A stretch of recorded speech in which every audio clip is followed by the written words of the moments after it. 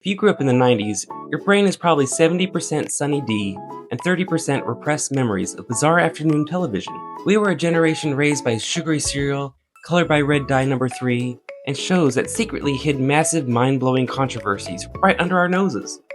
Today, we're cracking open the vault on two of the most iconic fever dream-inducing shows of our childhood, The Secret World of Alex Mack, and the insanely intense cross-continental sci-fi epic, Spellbinder.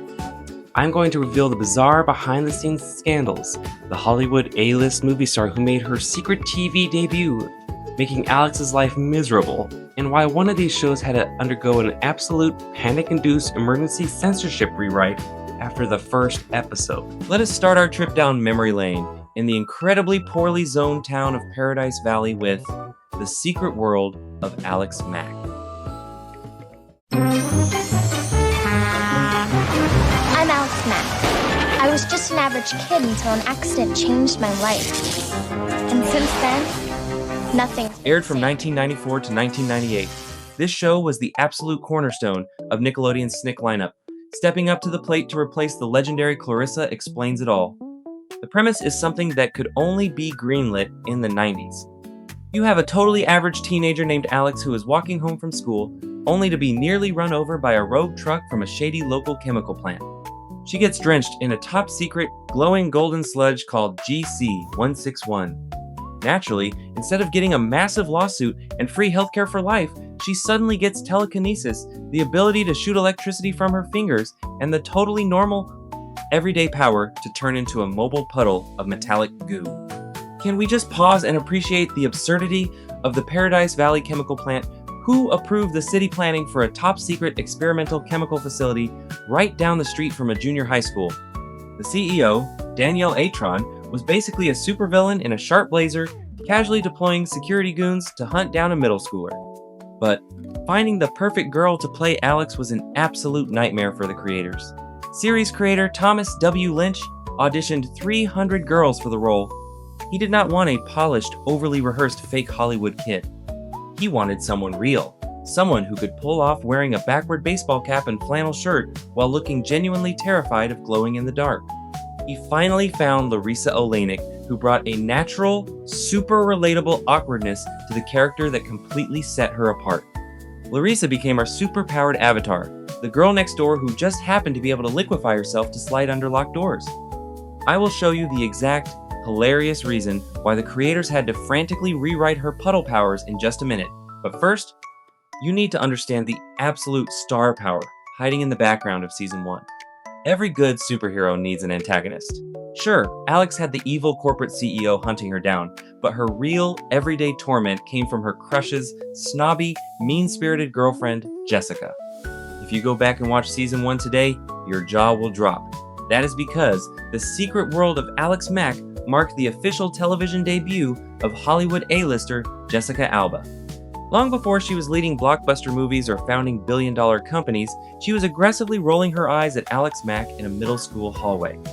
Alba only appeared in the pilot and 2 other episodes before leaving to star in the Flipper reboot, but she left such a mark that the studio shamelessly plastered her face right on the front of the Season 1 DVD cover years later just to sell copies. Now that we know who was lurking by the lockers, which brings me to the next, much larger problem, the massive pilot episode controversy. In the very first episode, the creators hit a massive, glaring logistical wall with Alex's powers. When Alex would morph out of her liquid puddle state and back into a solid human, the GC-161 chemical did not exactly account for her wardrobe. According to the original rules of the sci-fi universe, her clothes could not morph with her, so she would reform completely naked. Yes, you heard that right. This caused an immediate massive uproar behind the scenes. A then 12-year-old Larissa Oleynik was absolutely mortified, having to hide behind cardboard boxes holding a towel on set. The writers had a massive panic attack, realizing this was a terrible, terrifyingly bad idea for a kids' show, and instantly changed the lore. By the next episode, the magical puddle goo somehow learned how to safely transport her denim overalls and striped t-shirts. That wardrobe malfunction was solved perfectly, but there is a massive catch about 90s sci-fi you need to be aware of. While Alex Mack was fighting a corrupt local chemical plant with a glowing finger, another show was quietly traumatizing kids on an international scale. Welcome to the alternate reality of Spellbinder. If you remember this show, you know it felt distinctly different from anything else on television. It felt darker, weirder, and oddly high budget. That is because Spellbinder was not just a standard Saturday morning sitcom shot on a soundstage in Burbank. It was a massive 1995 fantasy adventure co-produced between Australia and Poland, and they actually filmed on location in ancient Polish castles. The plot is an absolute fever dream. Sydney high schooler Paul Reynolds is on a school science trip in the woods. A prank involving a spooky cave and a strange magnetic anomaly goes terribly wrong, and Paul is blasted into a parallel universe. He finds himself in a medieval society where the Industrial Revolution never happened, which honestly just sounds like a really aggressive study abroad program. But this world is ruled by the Spellbinders. They are a terrifying group of magician knights who use ancient, high-technology power suits made of copper to shoot electricity from their wrists and rule over an ignorant, terrified serf population. This show was so incredibly epic and high stakes that it was picked up and broadcast in the United States directly on the Disney Channel. If you were eating a bowl of Doritos after school in 1996, flipped to the Disney Channel expecting Mickey Mouse, and suddenly saw an Australian kid being hunted by Polish actors in majestic copper armor shooting literal lightning bolts at his head, you were not hallucinating. You were just experiencing Disney Channel's wildest, most intense import. Now, how does a normal, sarcastic 90s kid survive against a totalitarian regime of lightning-wielding wizards? I do not stop there. Let me explain the funniest, most ridiculously practical plot armor in television history. The lead villain, Ashka, is absolutely ruthless. She is cunning, mean, and constantly trying to fry Paul to a crisp. In episode 2, she corners him and tries to obliterate him with a massive high-voltage blast from her power suit. But Paul is a 90s kid. He is wearing thick, chunky, rubber-soled sneakers. The rubber completely grounds the electricity. He just stands there, totally fine, while Ashka blasts him. The rubber protects him from her attacks and makes the Spellbinders think he is some sort of invincible magical deity. It is the most scientifically hilarious save in sci-fi history. A pair of off-brand cross-trainers defeated a magical dictatorship, but behind the goofy rubber shoes and the incredibly shiny copper armor, the creators of Spellbinder hid a genuinely terrifying warning. They designed the Spellbinder world as a massive cautionary tale. The reason the Spellbinders hoard knowledge and technology is because their world was almost destroyed centuries earlier by massive experiments with electromagnetism. The creators were essentially feeding us an ecological collapse warning, mirroring the real-world dangers of nuclear power and environmental destruction. The Spellbinders kept the peasants ignorant under the guise of saving the world, but really, they just wanted to keep their cushy, privileged lightning-shooting lifestyles. It was incredibly deep storytelling for a show sandwiched between cartoons. Looking back, it is absolutely amazing what we were exposed to as kids. We had Alex Mack teaching us about corporate greed, the hazards of unregulated chemical dumping, and the stress of junior high, all wrapped up in a cool metallic puddle.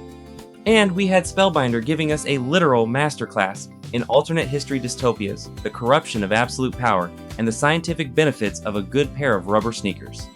These shows never talked down to us. They wrapped massive, mature themes in fun, weird, and magical packages, leaving an imprint on our imaginations that still brings a warm, fuzzy, nostalgic smile to our faces 30 years later. We were incredibly lucky to grow up when we did, sitting far too close to the television, getting lost in these amazing secret worlds. 2 kids, 2 accidental catastrophes, 2 shows that trusted their audiences to keep up, to care, to feel things, and never once treated them like they were too young for a real story.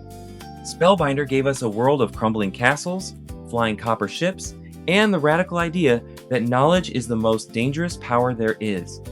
Alex Mack gave us a girl in a baseball cap who could turn into a puddle and still manage to be the most relatable character on television.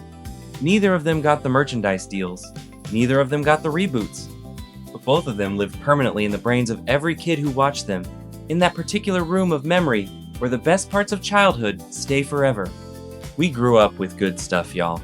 We really did. And maybe every now and then it's worth stopping, looking back and saying, yeah, that was pretty special. We were pretty lucky. And now, I need to know, what shows were special for you growing up? What show could you not wait to get home from school, curl up with a nice long fruit roll-up and watch to your little heart's content. Leave what shows you want me to do next. Or, if you don't know the name, but remember something from the show, I'll do some research and find that long-lost memory for you. Until next time, my friend.